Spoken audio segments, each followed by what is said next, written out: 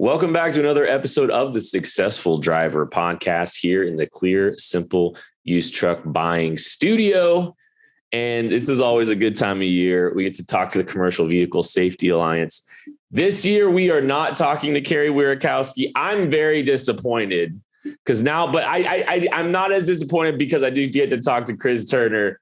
You're the Director of Enforcement Data and Judicial Outreach. Chris, I was telling you beforehand, buddy, you got some big shoes to fill with Carrie not coming on today.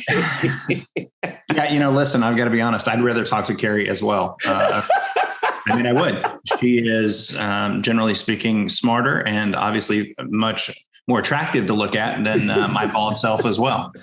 Carrie's exceptional, but I will do my very best here to fill her shoes in the best way I can. Oh, Chris, you're going to do great. And I'm very, very, very excited to be talking to you. I've really enjoyed all of our interactions with everybody over there at CVSA. But Chris, just tell us a little bit about yourself and your history in the trucking industry.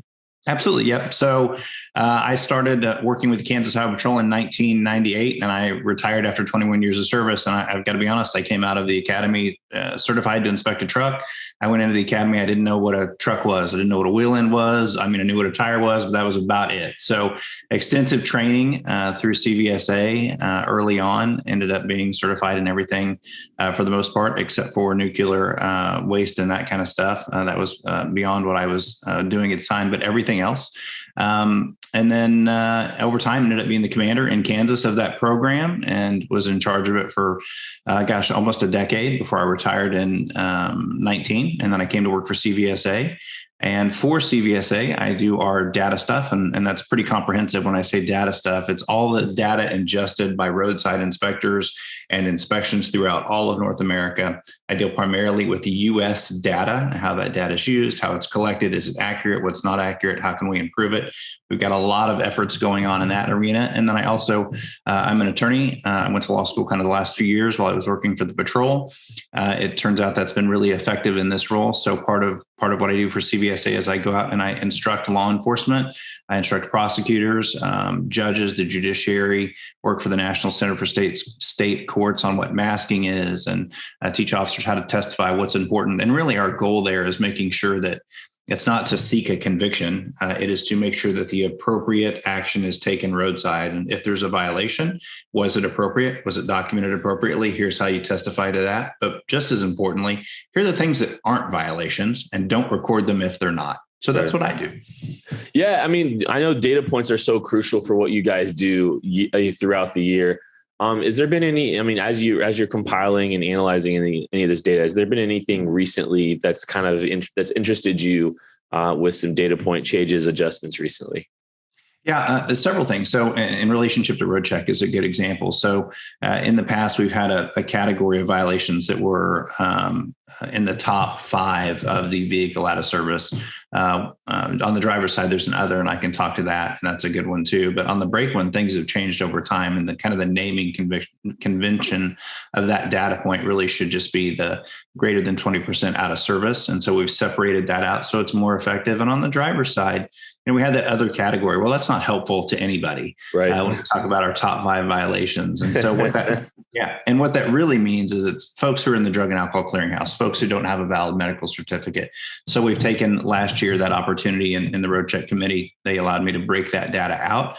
So we'll see what that turns out looking like this year as we separate that out and try and see what's really going on out there. Yeah, it's just another layer of, now you're talking to the marketing nerd. I'm very fascinated in just creating additional data points and more consistent data points.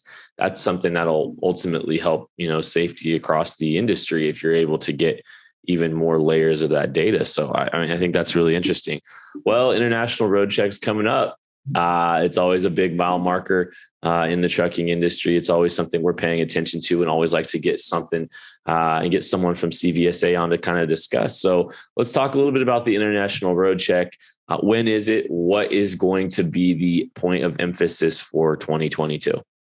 So this year, International Roadcheck will be held May 17th through 19th, May 17th through 19th. So coming up pretty quick. Yeah. Of course, while you're having me on, very timely. I know for the folks who are a little longer in the tooth, like I certainly am, been around a little while. We used to do the first week of June every year, right? And so everybody just marked it on the calendar, first week of June. Either that's when you scheduled your periodic inspections was in May before that, or, I've heard anecdotally that's when folks take vacation.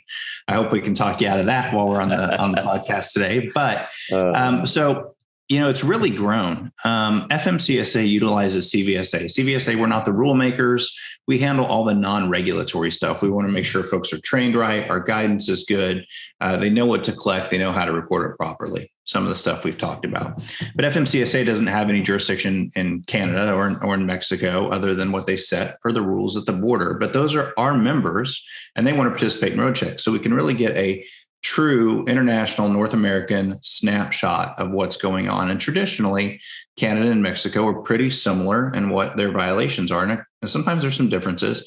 And then we look to see what those are and how they affect each country. So the reason I mention that is because it used to be the first week in June. It turns out that first week in June is even hotter in Mexico. So we moved it back to the first week of May last year, or the first or second week of May. I think it was the 3rd to the 6th or something like that. And it turns out that's still really cold in Canada. So we kind of, for a Kansas expression, we split the baby.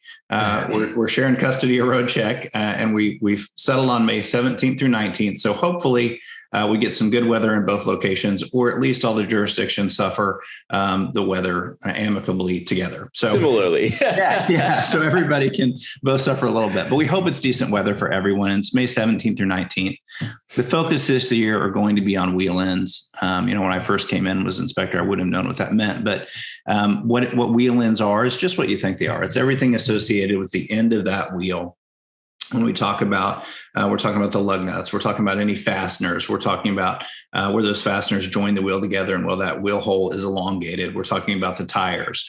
And once you include the tires, we're really talking about a group of violations that are always in the top 10, usually in the top 25% of violations we see every year. And that's definitely because we include the tire.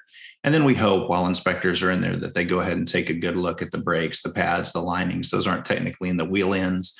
Of course, any fluid leaking and all those kind of things are. But so May 17th through 19th, and we're going to focus on wheel ends this year.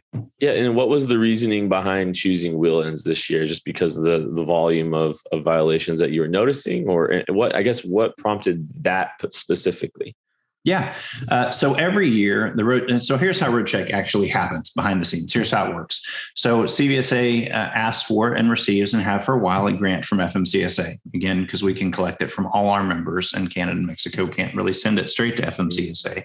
So we serve that role. So we have a committee, and in that committee, it's not like some of our other ones. This committee is truly a very democratic in its formation. Anybody can come to it. Anybody can vote. We want and have trucking industries, we have manufacturers, we have all sorts of people in the room, including law enforcement, who talk about, based on previous years, where we should focus. And so we always try and pick things that are in those top 5, or at least in the top 10. The reason we do that, it's couple-fold. It's not just because, hey, this is an area we need to check, but it's also because this is an area when CVSA puts out road check, it means we're going to put out guidance documents for drivers to say, hey, here, remember to check this as well. But also for our inspectors. Hey, remember, this is also a little bit of refresher training for you. Don't forget these critical items in your inspection procedure. So that's how this one was chosen. We looked over the data. This is, again, especially if we include tires, always within the top quarter of violations that we see. And then we wanted to make sure that they focused, and a refresher for, how long does a crack in a wheel have to be before it's out of service versus a violation? How long, it is an elongated hole before that's out of service? So, we do see inspectors going back to that data you talked about. They make some questionable choices based on just memory, thinking, oh, yeah, that's a violation when it isn't. So a great tool to refresh inspectors, a great tool to provide drivers and industry. And then also, because it's a common violation, a great one to focus on. And so that's why the committee selected it for 2022. Well, again, May 17th through 19th is the big International Road Check for North America. Chris, anything else you want to let us know before we get out of here? Gosh, I can't think of anything. I would just say that, well, you know what? I would say this. It is a great opportunity going back to folks who take vacation.